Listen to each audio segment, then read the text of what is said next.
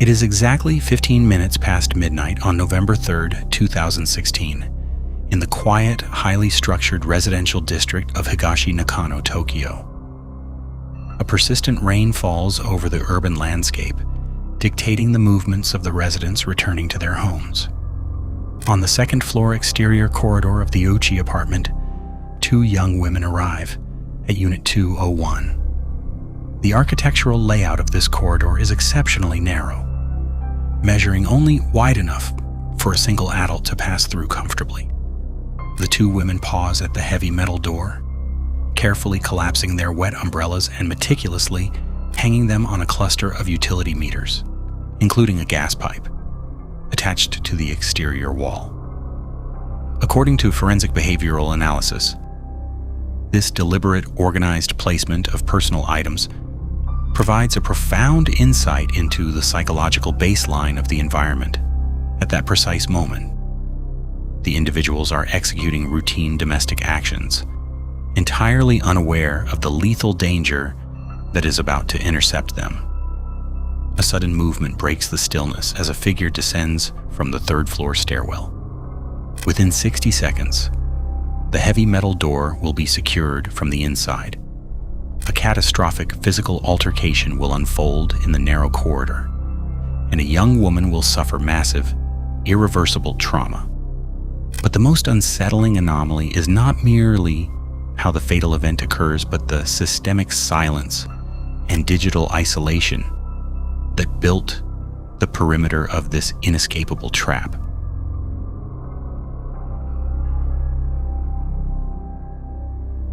To comprehend the systemic vulnerabilities that culminated in the tragedy on November 3rd, one must first deconstruct the sociological environment of the Chinese international student diaspora residing in Tokyo.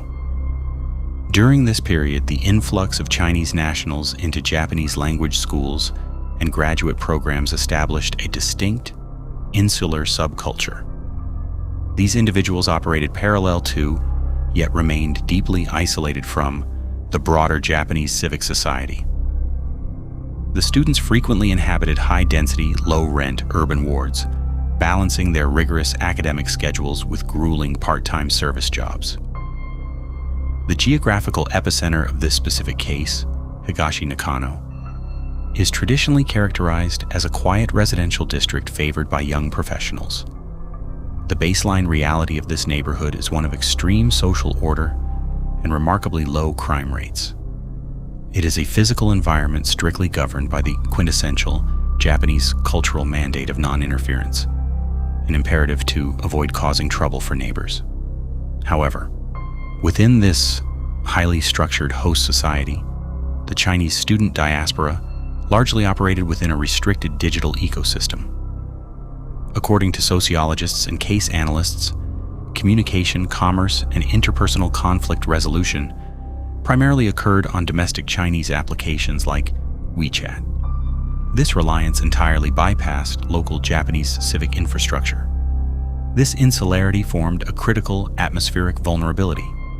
When interpersonal conflicts arose, particularly those involving domestic disputes or active harassment, students were historically hesitant to involve the Tokyo Metropolitan Police Department.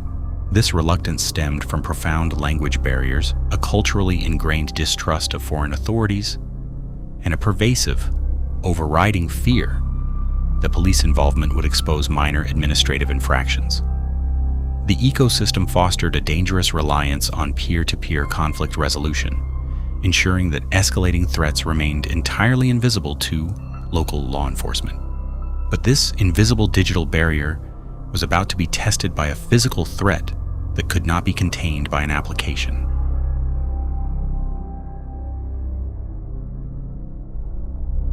The chronological reconstruction of November 2nd reveals a terrifying escalation of intimate partner stalking, entirely shielded from the authorities by the diaspora's digital isolation. At 14:20 Japan Standard Time, the perpetrator, a 25-year-old graduate student named Chen Shifeng, arrives at the Uchi apartment. He is attempting to locate his ex-girlfriend Liu Nuanchi, who is inside the residence. By 15:07, Liu initiates a frantic WeChat exchange with her roommate, Jiang Ge, who is away from the apartment. Both women express immediate alarm regarding how Chen managed to discover their unlisted address. Jiang Ge explicitly instructs Liu not to open the door under any circumstances. At 15:20, Liu messages Jiang to state that Chen is aware she is home alone. Sensing the escalating danger, Jiang suggests contacting local law enforcement. However, court records show that Liu explicitly rejects this critical intervention. She cites her undocumented sublet status as the primary reason to avoid the authorities, typing a message that would later become a focal point of intense legal scrutiny. "You don't call the police? My living here is illegal. Do not call the police." At 15:31, prioritizing her administrative secret over physical safety, Liu requests that Jiang return home to physically remove Chen, aiming to avoid alerting the landlord or the neighbors to the disturbance. Jiang Ge, adopting her protective persona, returns to the apartment and engages in a verbal altercation with Chen in the corridor. The confrontation is witnessed by a 70-year-old local resident. The physical perimeter of the apartment is temporarily secured, and the two women later separate at Shinjuku Station. But the perpetrator's obsession is not deterred. It merely shifts its trajectory, moving into a phase of calculated digital extortion that will soon demand a physical conclusion.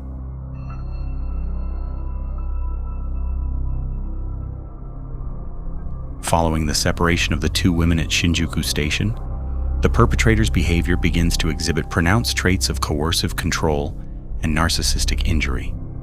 At 1700, Chen actively tails Liu onto the subway toward Jimbocho Station. During this transit, digital forensic data indicates that Chen transmits intimate photographs to Liu. He weaponizes her reputation by threatening public exposure to her parents and broader social circles if she refuses his demands for reconciliation. At 1800, Chen confronts Liu at her workplace, a local ramen shop, where Liu formally and finally rejects his demands. According to investigators, this definitive rejection triggers a shift from stalking to organized, instrumental planning. At 2100, Chen departs his own residence. The behavioral and physical data points captured during this commute demonstrate a high degree of forensic countermeasurement.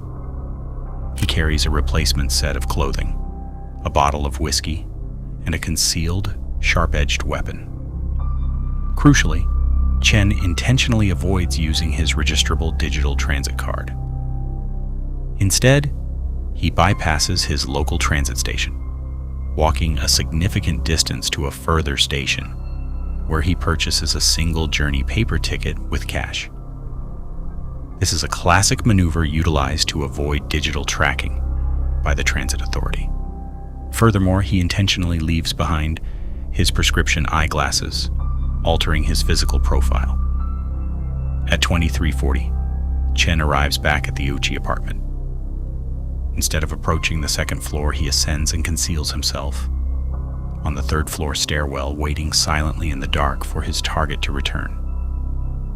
The pieces are now positioned, but the architectural reality of the building itself is about to turn a calculated ambush into an inescapable bottleneck.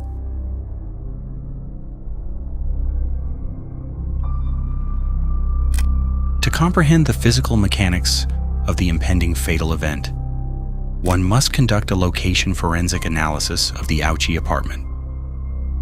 These structures, frequently referred to as mansions or apartments in Japanese real estate parlance, are generally constructed with light steel frames or wood.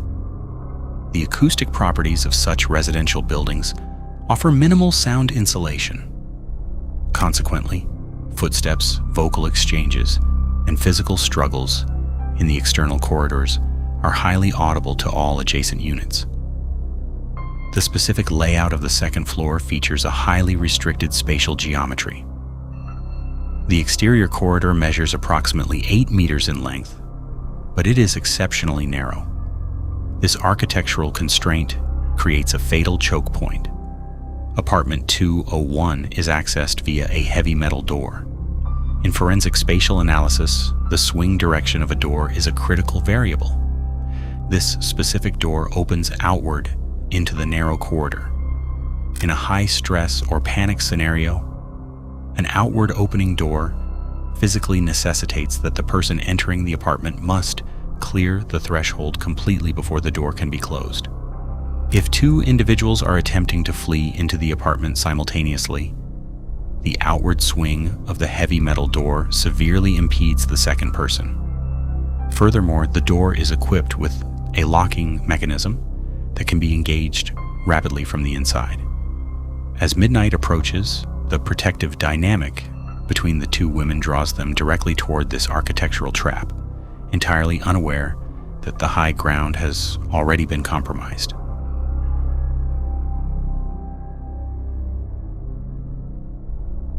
The socioeconomic and familial dynamics defining the victim, 24-year-old Jiang Ge, provide the context for her actions on the night of November 3rd. Raised in a single-parent household by her mother, Jiang Lian, the funding for her overseas education was secured through the sale of the family's local property. This immense sacrifice instilled in Jiang a profound sense of filial piety, responsibility, and an intense drive to succeed. Interpersonally, Jiang was characterized by her peers as fiercely loyal and highly protective, adopting the masculine-coded nickname Sanshu, or third uncle, reflecting her role as a reliable guardian figure. When her roommate faced the escalating threat of a stalking ex-boyfriend, Jiang instinctively assumed the role of the shield. At exactly 0:00 midnight, Jiang and Liu rendezvous at the local transit station to walk home together, a protective measure initiated by Jiang to ensure her roommate's safe passage. At 0:13, the two women arrive at the base of the Uchi apartment. At 0:15, they ascend to the second-floor corridor. Liu, walking ahead, approaches apartment 201. The women calmly collapse their umbrellas and hang them meticulously on the gas meter. This pre-event normalcy definitively dismantles any narrative that a chaotic chase occurred up the stairs. They do not perceive an active threat, but at 0:16, Chen descends from the third floor. The lethal danger is introduced into the narrow corridor only after the first individual, Liu, safely breaches the threshold. The door swings shut, the lock engages, and the protective shield is left isolated in the dark.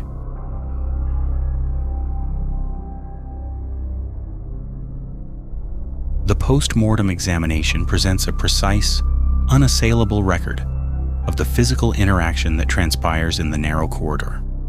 Conducted by Dr. Hirotaro Iwasa, a highly credentialed professor of forensic medicine at the University of Tokyo, the autopsy catalogs a devastating sequence of events.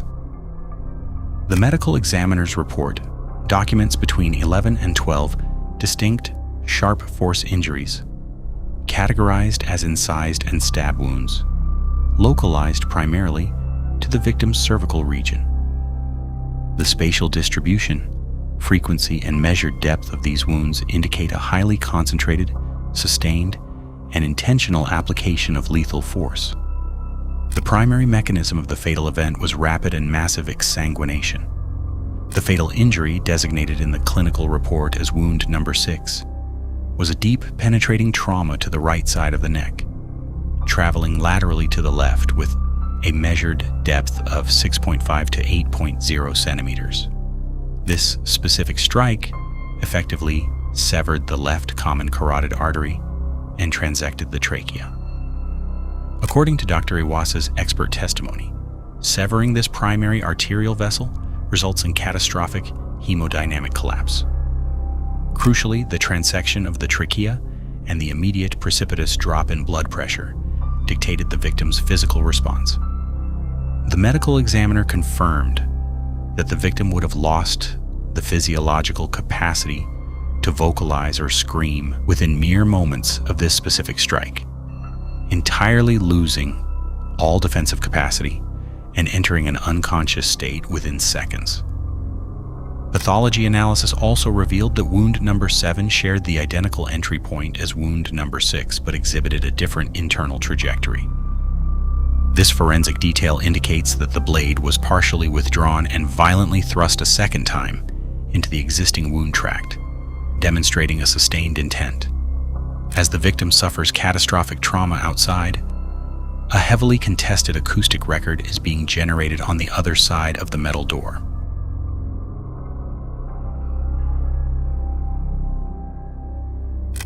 While the fatal attack unfolds in the exterior corridor, the roommate inside the apartment initiates a 110 emergency dispatch call. The background audio captured during this dispatch recording becomes the most highly scrutinized forensic anomaly of the entire case. The recording features Liu shouting in Mandarin, but the linguistic and phonetic analysis of her statement sparks a fierce legal contradiction. The debate centers on whether she stated, "I've locked the door, stop swearing," or "Why is the door locked? Stop making a fuss." The absence or presence of the phonetic phrase for why drastically alters the legal culpability regarding whether the door was intentionally secured against the victim. However, investigators rely on physical evidence to break the deadlock. The victim's physical inability to breach an outward opening door while under severe physical duress, coupled with the acoustic analysis of the locking mechanism and corresponding neighbor testimony, provides a clearer picture. Civil courts would later definitively conclude that Liu locked the door from the interior to preserve her own safety. Furthermore, the autopsy documented 5 to 6 distinct lesions on the victim's hands and fingers. These are classically categorized as defensive wounds, incurred as the victim actively attempted to grasp the blade or shield her vital organs. The forensic evaluation of the perpetrator yielded no corresponding sharp force defensive trauma. A localized abrasion on his facial region was clinically analyzed and determined to be consistent with fingernail excoriations resulting from the victim's desperate struggle. The physical data proves the victim fought back intensely, but the perpetrator's subsequent explanation for the sustained violence would reveal a deeply disturbing psychological calculus.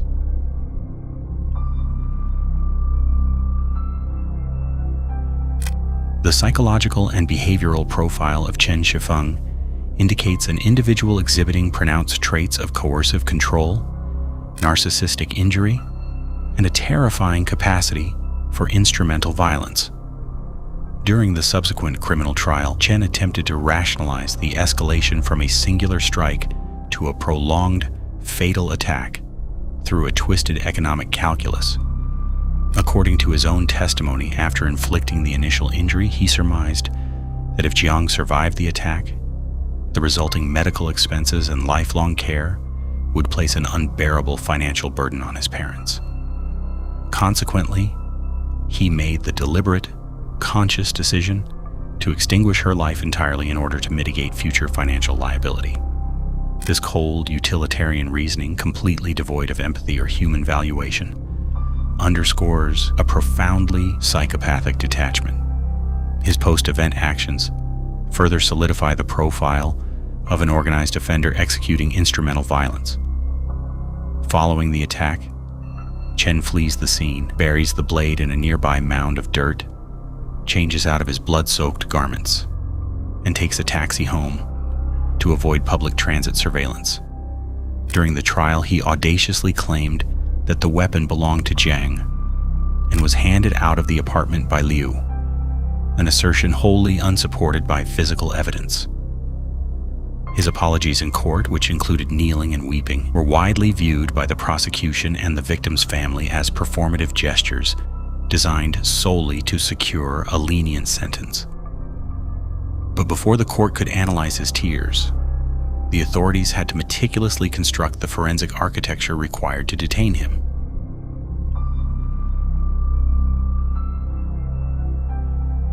The investigation conducted by the Tokyo Metropolitan Police Department highlights the meticulous, step-by-step forensic protocols utilized in Japanese homicide inquiries.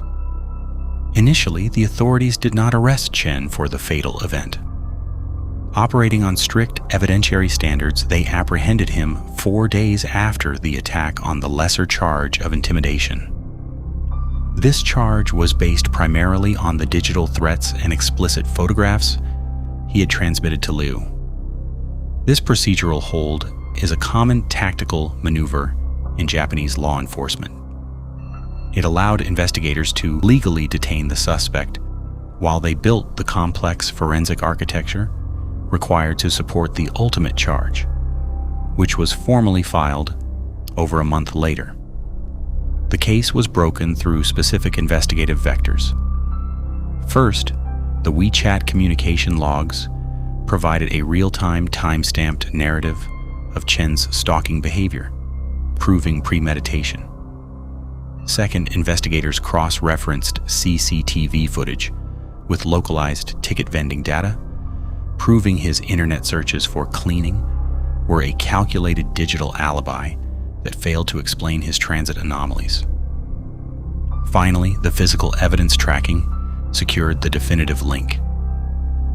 The murder weapon was identified as a commercially available fruit knife with a 9.7 centimeter blade, typical of those sold in Japanese 100 yen retail outlets.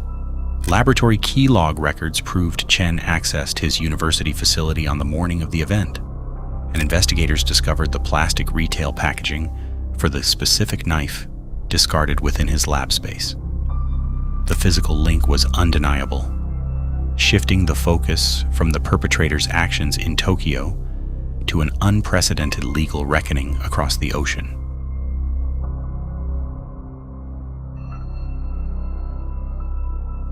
The legal aftermath of the case is unprecedented, spanning 2 sovereign jurisdictions and establishing landmark civil precedents regarding moral obligations and tort law. In December 2017, the Japanese criminal trial concluded. The prosecution emphasized the extreme brutality of the injuries, the highly planned nature of the attack, and the perpetrator's complete lack of genuine remorse. The judge wholly rejected the defense's theories and sentenced Chen to 20 years in prison, the maximum allowable penalty under Japanese law for these combined charges without crossing into life imprisonment. Upon completion of his sentence, he will be subject to mandatory deportation. However, the societal fallout transitioned fiercely to China. In October 2019, Jiang's mother filed a civil lawsuit against Liu for the infringement of life, body, and health rights. In a landmark ruling on January 10, 2022, the court formalized the concept of the introducer of danger. The court ruled that Liu, having introduced the lethal threat into the environment and utilizing Jiang as a physical shield, owed a heightened duty of care, rescue, and safety guarantee to her protector. By locking the door and abandoning Jiang in the fatal bottleneck, Liu committed a severe tort. The court ordered Liu to pay 496,000 RMB in economic damages and 200,000 RMB in emotional distress compensation. The judgment was widely praised for affirming that while the law cannot demand a citizen be a hero, it will penalize those who actively sacrifice their rescuers for self-preservation.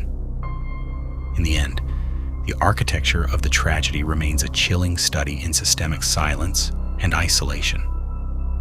The fatal event was not an unpredictable act of random violence, but the culmination of unchecked coercion, a walled digital garden that bypassed civic protection, and an outward swinging door that formed an inescapable trap.